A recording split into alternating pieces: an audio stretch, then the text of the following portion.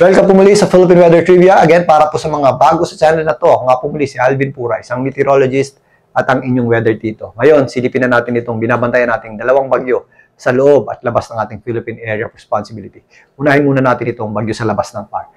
Kanina ang umaga, itinaas ng Pag-asa sa Tropical Depression category o ganap na nga naging bagyo yung ating binabantayang sama ng panahon sa labas ng ating Philippine Area of Responsibility. Kaninang tanghali, yan po ay huling namataan ng Pag-asa sa layong nasa around 1,985 kilometers east o silangang bahagi ng northeastern Mindanao. Nasa labas pa po yan ng ating area of responsibility. Halos dalawang area of responsibility po ang layo niyan sa ating landmass o kalupaan.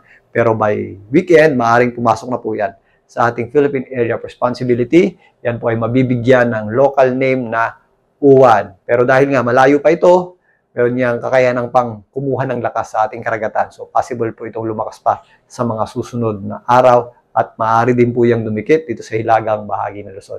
Again, kapag ganitong panahon nga na meron tayong amihan, kadalasan po ay tumatama sa lupa yung ating mga bagyo. Kaya babantayan natin ito sa mga susunod na araw. At dahil bagyo na po ito, nagpalabas na rin po ng official forecast track ng Pag-asa para dito. So narito ang official forecast track ng Pag-asa para dito sa posibleng tawagin nating bagyong Uwan, yung bagyo sa labas ng ating PAR. Nakikitaan nga natin ito ng paglakas habang binabaybay itong eastern section ng ating bansa sa labas ng ating Philippine Area of Responsibility.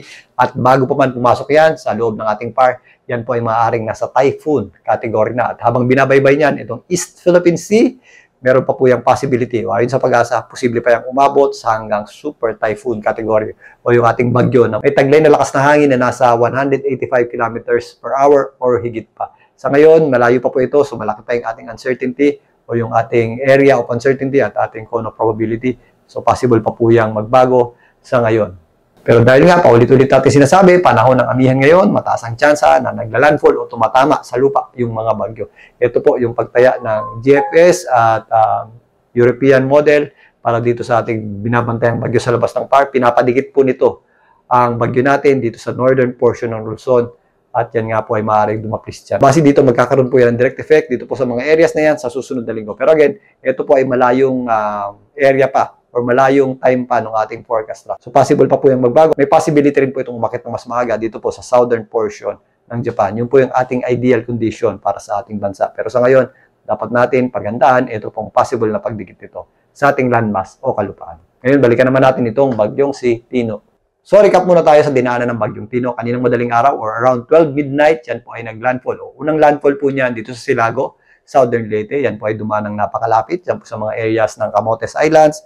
At muli, 5:10 ng umaga, yan po ay naglandfall dito sa Borbon, Cebu. Tumawid po yan dyan sa isla ng Cebu at nakarating dyan po sa mga Sagay City sa Negros Occidental around 6:40 ng umaga. At muli po yan naglandfall dyan po sa area ng Guimaras sa may San Lorenzo around 11:10 ng tanghali at muli pong tumama sa lupa dito naman sa isla ng Panay around 1:20 ng tanghali dyan po sa area ng Iloilo City. Kasalukuyan, ito po ay nandito na sa may Sulusi at patungo na dito sa hilagang bahagi ng Palawan. After pong tumama ng bagyong Tino dito sa mga isla sa may Western Visayas, nakitaan po natin ito ng bahagyang paghina. Sa ngayon, ito po ay nasa typhoon category pa din, pero may taglay po ito na lakas na hangin na nasa 130 kilometers per hour malapit sa kanyang gitna at kuminsan may mga pagbugsong umabot sa 180 kilometers per hour. Ito po ay patuloy na kumikilos pakanluran, timog kanluran sa bilis na 20 kilometers per hour. Patungo nga dito sa mga isla dyan po sa hilagang bahagi ng Palawan. Sa ngayon, yung ating mga bulto ng malalakas na pagulan ay nandito nga po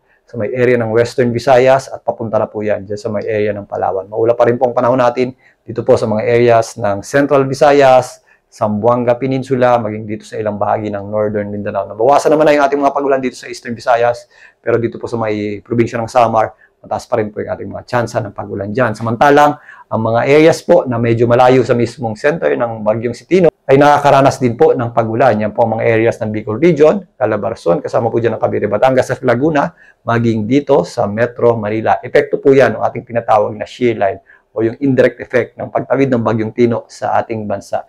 Ganun din po ang panahon natin sa malaking bahagi ng Central Luzon at ang eastern section ng Northern Luzon. Habang tumatawid po ang bagyong Tino, dito po sa areas ng Palawan, mananatiling aktibo po yung ating shear line at makaka-apekto pa rin po yan, particularly dito sa eastern section ng Luzon, kasama po dyan ang Metro Manila. Ngayon, silipin natin itong official forecast track ng Pag-asa para sa bagyong Tino. So base dito, maaaring mamayang late night, maaaring dumikit itong bagyong Tino dito po sa area ng hilagang bahagi ng Palawan. Kasabay po niyan, nandiyan na po yung ating mga destructive winds o typhoon force winds. Ito pong kulay pula, ito yung ating mapanganib na lakas ng hangin na directly associated sa bagyong Tino. Samantalang itong ating kulay dilaw, yung ating at least 39 kilometers per hour na nalakas ng hangin, sasako po yan sa malaking bahagi ng Mimaropa, kasama na po dyan ang ilang bahagi ng Calabarzon, dyan po sa ibabang bahagi nito.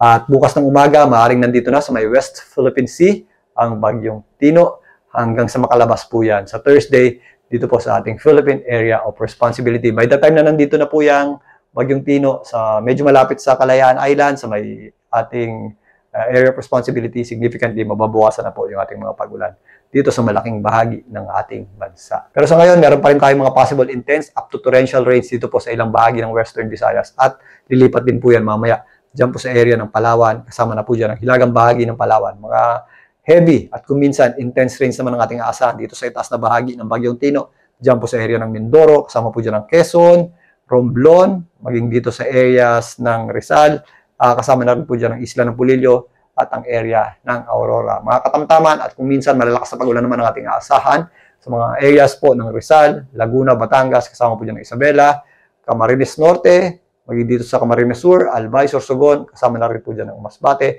maging dito sa hilagang bahagi ng Mindanao, kasama na po dyan ang Zamboanga del Norte at Misamis Occidental at Misamis Oriental, maging dito sa Lanao del Norte. Samantalang meron din tayong mga possible pang heavy at kuminsan intense rains dito po sa natitirang bahagi ng Negros Islands, kasama po dyan ang Cebu at ang area ng Bohol. Again, mababawasan po yung ating mga pag-ulan dito sa mga areas na to habang kumikilos, pakanluran ang bagyong si Tino. So sa kasalukuyan nga, patawid na ng Sulusi, ito pong bagyong Tino at papalapit naman dito sa area ng northern portion ng Palawan. Although bahagya pong humina, magiging mapanganib pa rin po ang lakas ng hangin nito, particularly doon sa mga areas na malapit sa gitna nito at meron pa rin tayong inaasahang walang humpay na pag-ulan doon po sa mga areas na malapit din po sa gitna ng bagyong Tino. So again, mag-ready pa rin po tayo at maganda sa mga possible effects nito ngayon dito naman sa hilagang bahagi ng Palawan. At yung mga areas po na medyo malayo sa mismong bagyo, mag-ingat din po tayo sa mga possible na mga pag-ulan nito. Yung epekto rin po ng shale line ay dahil pwede rin po yan magdulot ng mga pagba at mga possible flash floods, especially